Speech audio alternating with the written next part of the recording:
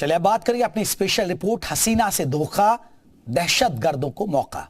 जी हां, एक तरफ बांग्लादेश में हिंदुओं पर अत्याचार हो रहा है तो दूसरी तरफ बांग्लादेश पर आतंकियों की नापाक नजर है। बांग्लादेश में एक हफ्ते के अंदर सब कुछ बदल गया है। शेख हसीना सरकार का इस्तीफा हो चुका है, अंतरिम सरकार का गठन भी किया जा चुका है और इस सब के बीच सरहद पार बैठे दहशतगर्द अब भी बांग्लादेश को पाकिस्तान बनाने की नापाक साजिश में जुट गए हैं। शेख हसीना के इस्तीफे पर आतंकियों के अड्डों में जश्न मनाया जा रहा है और प्लानिंग हो रही है बांग्लादेश को टेरर का नया बनाने की।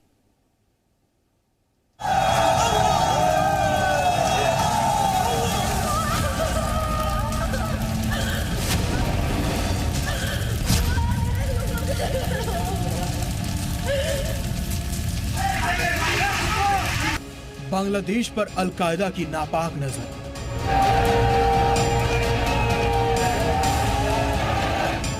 बांग्लादेश को पाकिस्तान बनाने की साजिश। तख्ता पलट के बाद आतंकी खेमे में जश्न। 12 पन्नों का प्लान, पाकिस्तान जैसा अंजाम। 5 अगस्त 2024 बांग्लादेश में शेख हसीना सरकार का तख्ता पलट उठा और आतंकियों के कैंप में दहशतगर्दी की नई स्क्रिप्ट तैयार होने लगती है।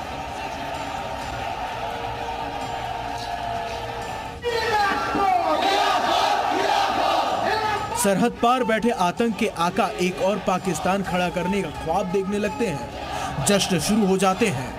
आतंकियों की ट्रेनिंग कैंप के लिए जमीन की तलाश में जुट जाते हैं।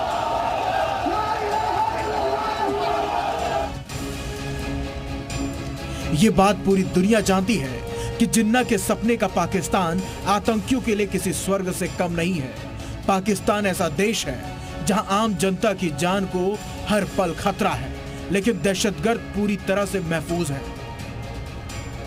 और अब ये दहशतगर्द बांग्लादेश को भी पाकिस्तान जैसा बनाना चाहते हैं। देश में जारी हिंसा और उथल-पुथल का फायदा उठाकर आतंकी नए टेरर कैंप तैयार करने की साजिश रच रहे हैं। दरअसल शेख हसीना के इस्तीफे के बाद आतंकी संगठन अल-कायदा ने बयान जारी किया है। रिपोर्ट के मुताबिक अल-कायदा के साउथ एशिया विंग के चीफ उसामा मसूद ने 12 पन्नों का संदेश दिया है। इसमें शेख हसीना सरकार गिरने की सराहना की है। इसके अलावा धार्मिक कार्यकर्ताओं से देश में इस्लामिक शासन स्थापित करने की कोशिश में तेजी लाने को कहा है। शेख हसीना सरकार को एक वक्त आयरन लेडी ऑफ साउथ का दर्जा दिया गया था। इसकी सबसे बड़ी वजह थी कट्टरपंथियों और दहशतगर्दों के खिलाफ शेख हसीना का सख्त स्टैंड। बीते करीब 1.5 दशक में बांग्लादेश में कट्टरपंथियों को बेहद कमजोर कर दिया गया था, जिस वजह से आतंकी अपने नापाक मंसूबों में कामयाब नहीं हो पा रहे थे। मगर अब तख्तापलट के साथ कट्टरपंथियों ने बांग्लादेश में सिर उठाना शुरू कर दिया है, जिन्हें आतंकी संगठनों का भी साथ मिल रहा है। अल-कायदा के संदेश से साफ हो गया है कि बाहरी और आतंकी ताकतें पूरी तरह से बांग्लादेश को कंट्रोल करने में लगी हैं। बांग्लादेश में पहले से ही कई संगठन हैं जो पाकिस्तान की खुफिया एजेंसी ISI और अल-कायदा से जुड़े हुए हैं। ऐसे में अल-कायदा की तरफ से इस्लामिक शासन को लाने की बात कहना भारत के लिए भी चिंता की बात है। बांग्लादेश में फिलहाल अंतरिम सरकार का गठन हो चुका है। मोहम्मद यूनिस की नेतृत्व वाली सरकार ने सभी देशों से अच्छे संबंध बनाने की बात कही है, लेकिन माना जा रहा है कि जल्द ही खालिदा जिया की पार्टी BNP सत्ता में वापसी कर सकती है और खालिदा जिया के बेटे तारिक रहमान को बांग्लादेश का नया PM बनाया जा सकता है। तारिक रहमान वही शख्स है जिन पर ISI के साथ साजिश रचकर बांग्लादेश में तख्ता पलट का आरोप लगा है।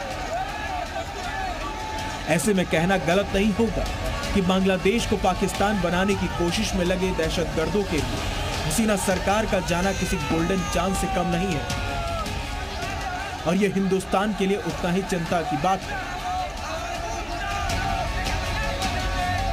ब्यूरो रिपोर्ट, जी मीडिया।